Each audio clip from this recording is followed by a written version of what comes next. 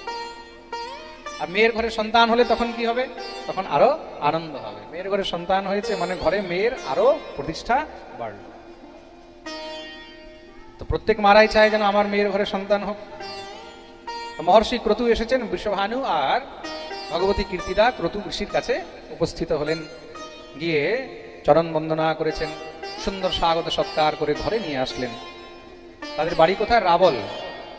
খুব মন দিয়ে শুনবে, বাড়ি কোথায়? গ্রামের নাম কি? রাবল। আর নন্দ বাবা যে গ্রামে থাকেন সেই গ্রামের নাম কি? গোকুল। কি নাম? গোকুল। তা গোকুলের পাশেই কিন্তু রাবল। আপনারা যদি গোকুল যান দর্শন করতে, তো গোকুল থেকে পাশেই রাবল। নিয়ে আসলেন গৃহে, প্রতিবেশী খুব প্রসন্ন হলেন। বৃষভানু, কি চাও? গুরুদেব, আমাদের কোনো সন্তান নেই, এমন কৃপা করুন যেন একটি সন্তান লাভ প্রাপ্ত করি। ও তাই নাকি? যাও যাও, তোমরা ব্রজের অধিষ্ঠাত্রীর কাছে যাও। ব্রজদেবী অধিষ্ঠাত্রী কে? ভগবতী কাত্যায়নী। কে?